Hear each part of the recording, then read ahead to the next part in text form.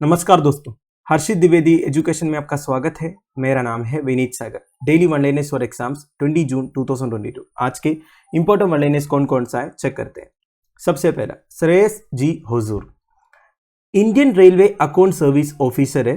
श्रेयस जी हुजूर ये Indian railways का पहला ऑफिसर बन गया है जिन्होंने आयरन मैन ट्रायथलन कंप्लीट किया है। Iron man triathlon one of the toughest single day sports event है दोस्तों दुनिया में। देखिए ट्रायथलन में क्या क्या होता है, 3.8 kilometre swimming, 180 kilometre cycling and 42.2 kilometre running. इसलिए इसे toughest single day sports event बोलते हैं दोस्तों। एक ही दिन में सब कुछ कंप्लीट करना है, ठीक है। तो हमारा श्रेयस जी हुजूर साहब ने ये कंप्लीट किया है। ये इवेंट हुआ था जर्मनी हामबर्ग में, ठीक है। तो इन्होंने ये टोटल 13 आवर्स एंड 26 मिनट में कंप्लीट किया, ठीक है। तो श्रेयस जी हुजूर अभी डिप्यूटी एफए एंड सीओए है साउथ वेस्टर्न रेलवे में। क्या है FA and CEO? Financial adviser and chief accounts officer. अगला है world day to combat desertification and drought. सबसे पहले डेसर्टिफिकेशन का मतलब क्या होता है? देखिए एक पर्टिकुलर लैंड की फर्टिलिटी कम होना, उधर पानी का कंटेंट कम होना, बेसिकली एक एरिया डेसर्ट बन जाना, इसे आप डेसर्टिफिकेशन बोल सकते हो। ड्रॉट मतलब क्या आपको पता ही है। नाउ हर साल 17 जून को world day to combat desertification and drought को ऑब्जर्व करता है। तो इसका ऑब्जेक्टिव क्या है? Turning degraded land into healthy और फर्टाइल सोइल। मतलब देखिए जितना लैंड ऑलरेडी डिग्रेड हुआ है उसे हेल्थी बनाना, उसे फर्टाइल बनाना, ये इस डे का ऑब्जेक्टिव है। वैसे डेसर्टिफिकेशन होने का मेजर रीजन क्या है? Human activities and climatic variations. दुनिया में जितने गलत चीजें होते हैं दोस्तों वो सबका मेजर रीजन ह्यूमन एक्टिविटीज है, या फिर आप बोल सकते हो एंथ्रोपोजेनिक एक्टिविटीज है, और क्लाइमेटिक वेरिएशंस की वजह से भी होता है। वैसे क्लाइमेटिक वेरिएशंस होने का कारण क्या है? वो भी ह्यूमन एक्टिविटीज है कि नहीं? हम ही तो ये ग्रीन हाउस गैस एमिट करते हैं। हमारी जो इंडस्ट्रियल एक्टिविटीज है, व्हीकुलर एमिशन से, ये सब तो होता है ना। Now it occurs because of dry land ecosystems that are extremely vulnerable to over exploitation. देखिए कोई भी लैंड का जब ओवर एक्सप्लॉइटेशन होता है, मतलब सस्टेनेबल यूज जब नहीं होता है, और जब लैंड का इनअप्रोप्रिएट यूज होता है, मतलब जिस चीज के लिए यूज करना चाहिए उसे जब आप यूज नहीं करते हो, ये सब की वजह से कोई भी इकोसिस्टम डिग्रेड हो सकता है, ठीक है। नाउ एक लैंड की प्रोडक्टिविटी को अफेक्ट करने वाला फैक्टर्स कौन कौन सा इधर लिखा हुआ है? Poverty, political instability, overgrazing, bad irrigation practices and deforestation. Now this statement is very important for you. ऐसे आपसे यूपीएससी प्रीलिम्स में पूछ सकता है, यूपीएससी एग्जाम्स में आपसे पूछ सकता है एक लैंड की प्रोडक्टिविटी को नेगेटिवली अफेक्ट करने वाला या फिर प्रोडक्टिविटी को वीकन करने वाले फैक्टर्स कौन कौन सा है। तो इसमें पॉवर्टी है, पॉलिटिकल इंस्टेबिलिटी है। ये पॉवर्टी, पॉलिटिकल इंस्टेबिलिटी वगैरह इनडायरेक्टली अफेक्ट करते हैं दोस्तों। अब ज्यादा डीप में नहीं जा रहा हूं, बस आप यही समझ लीजिए poverty, political instability, overgrazing, bad irrigation practices, deforestation, ये सब एक लैंड की प्रोडक्टिविटी को वीकन कर सकते हैं। तो इस डे लोगों को रिमेन करता है कि लैंड डिग्रेडेशन को कैसे प्रिवेंट किया जा सकता है, कैसे कम्युनिटी इन्वॉल्वमेंट से हम इस प्रॉब्लम को सोल्व कर सकता है। तो theme of the world day क्या है?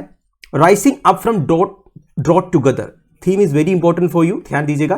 Rising up from drought together इस साल का world day to combat desertification and drought का थीम है।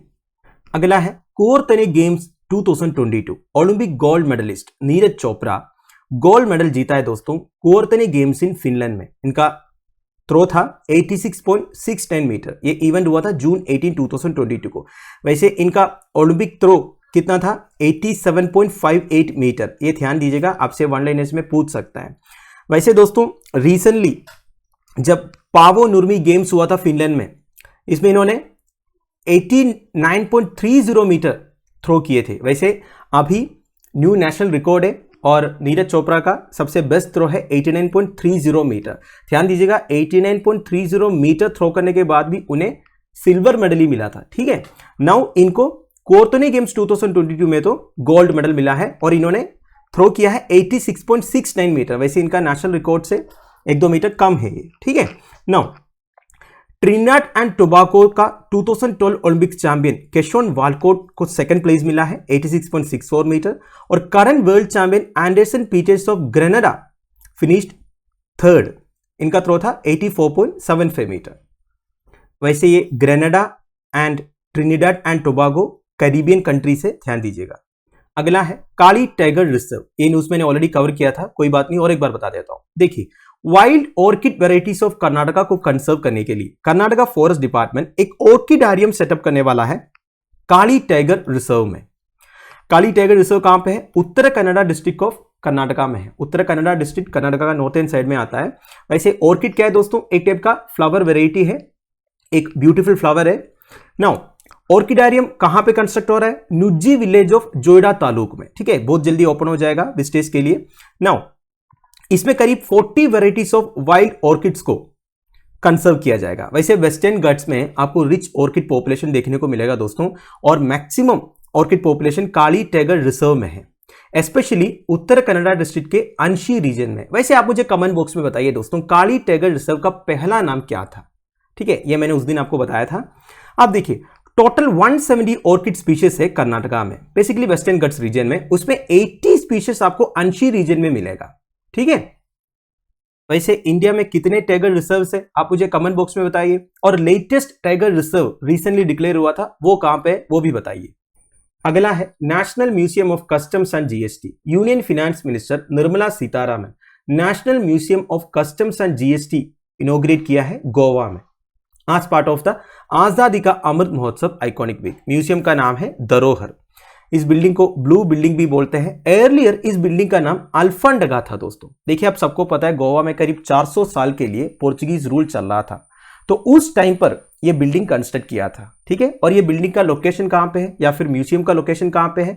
On the banks of Mandovi river in Panaji. तो गोवन कैपिटल में है Mandovi river, life lane of Goa भी बोलते हैं मंडोवी रिवर को। तो मंडोवी रिवर के बैंक्स में है ये म्यूजियम।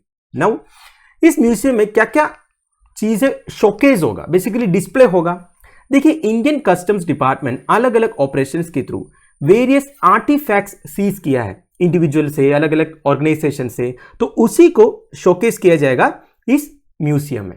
तो ध्यान दीजिएगा, धरोहर म्यूजियम। वैसे national museum of customs and GST है, और ये कहां पे है? गोवा में है।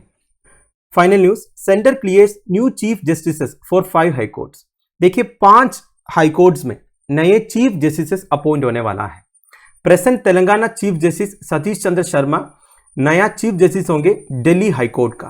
वैसे दोस्तों, हाईकोर्ट्स में जजेस को अपॉइंट करने वाला कोलिजियम को हेड कौन करता है? उबी सी बात है, सुप्रीम कोर्ट ऑफ इंडिया का चीफ जस्टिस। नाउ कौन कौन से हाईकोर्ट्स में नए चीफ जस्टिस अपॉइंट होने वाला है? Uttarakhand, Himachal Pradesh, Rajasthan, Guwahati and Telangana. Now Delhi high court जज justice Vipin Sanghi chief justice of Uttarakhand appoint हुआ है। 2 बॉम्बे हाईकोर्ट जजेस justice Amjad A Sayed and S Shinde appoint हुआ है as the Himachal Pradesh chief justice and Rajasthan chief justice respectively. तो जब मैं पीडीएफ प्रोवाइड करूंगा एग्जैक्टली देख लीजिएगा। वैसे इंडिया में टोटल 25 हाईकोर्ट से, ये भी ध्यान दीजिएगा। नाउ गुजरात हाईकोर्ट जज रेशमीन मनहर भाई छाया को आज गुवाहाटी चीफ जस्टिस अपॉइंट किया है। तेलंगाना हाईकोर्ट जज उज्जल भुयन को chief justice of Telangana high court appoint किया है। अब आपसे एक सवाल है दोस्तों, आप मुझे बताइए गुवाहाटी हाईकोर्ट को कितने स्टेट्स के ऊपर जुरिस्डिक्शन है? तो दोस्तों that's end of it. I hope आपको वीडियो इंफॉर्मेटिव लगा होगा। लेक्चर की पीडीएफ एज यूजुअल आपको टेलीग्राम चैनल में मिल जाएगा, जिसका लिंक नीचे डिस्क्रिप्शन में प्रोवाइडेड है। Thank you for watching, bye bye, have a nice day.